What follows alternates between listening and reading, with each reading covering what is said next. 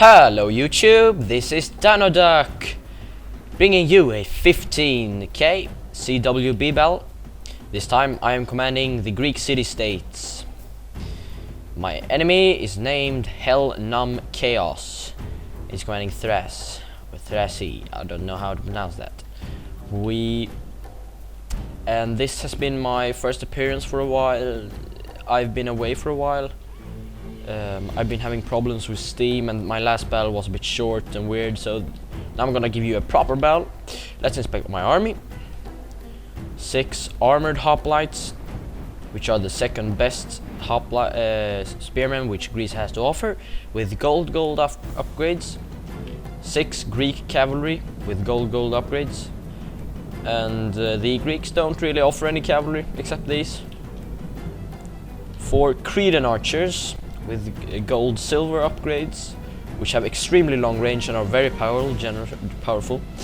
In the beginning it gets a bit hectic, so I deploy very bad with my cavalry, which makes him able to rout the first one fairly easy. I pretty much throw away my cavalry in this fight. As you see, I'm extremely offensive, and I'm just smashing into them, and I'm just like sacrificing my cavalry.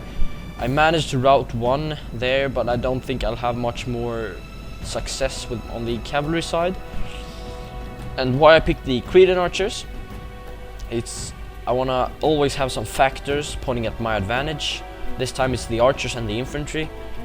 My cavalry I'm not very good at commanding weak cavalry, because I'm so used to the strong ones.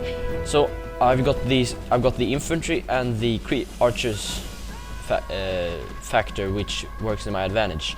Over here, as you see, I'm very offensive. I run in with my Greek cavalry. That does make them rout in the beginning,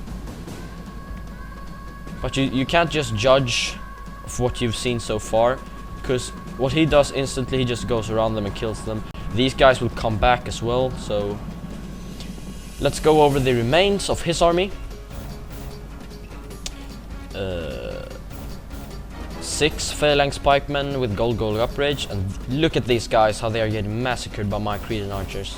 That is really the effect of the archers. 66, and in a full one there's 120.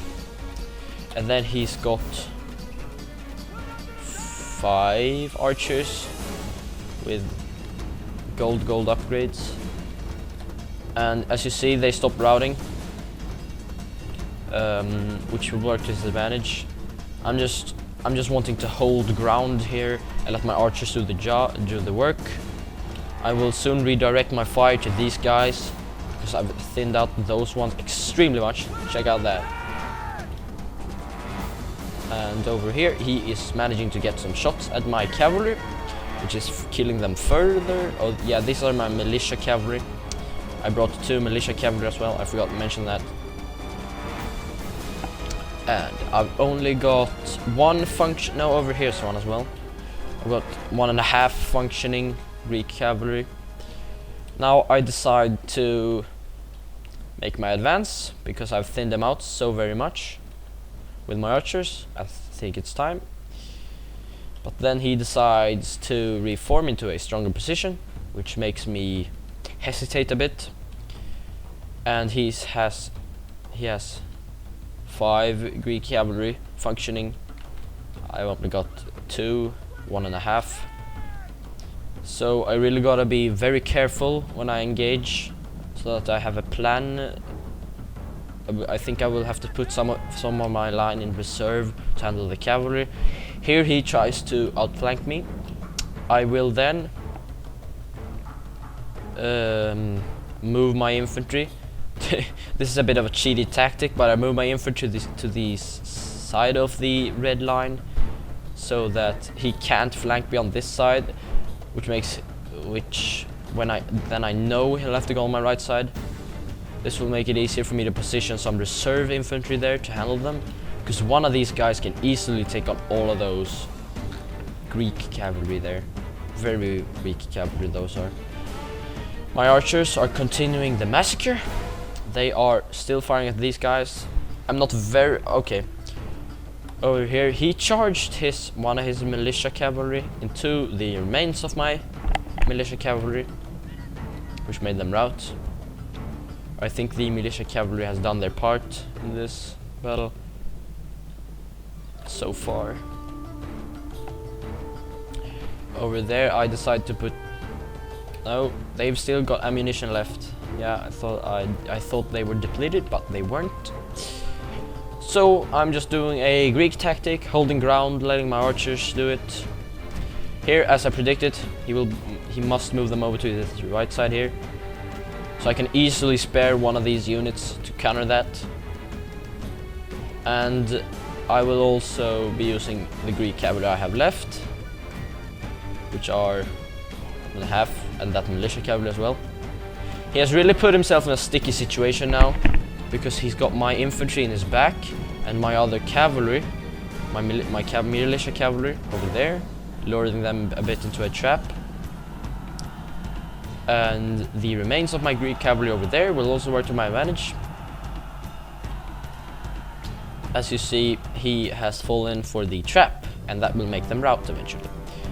I start my advance when his cavalry are busy. I see my shot. I try to move forward. His archers aren't really a problem. So he's got so very thin lines. His infantry won't even be a trouble for me. As I predicted, he did put all his force into one single point. He did, and now he's running towards the red line, towards the edge of the map, which, yeah, now that they rout, they will never come back. Hopefully, hopefully I say. And over here he's got some militia cavalry. They are very tired as well, so they aren't a problem. And my Cretan archers have done a awesome effort at the cost of many Cretans. Look at this, what a slaughter. He decides to move forward with his extremely small squadrons. And here I mess up my phalanx. He does it as well, he's just running into me. So I still have somewhat of a phalanx, but he has none. He's just charging right in, which will make me win, hopefully.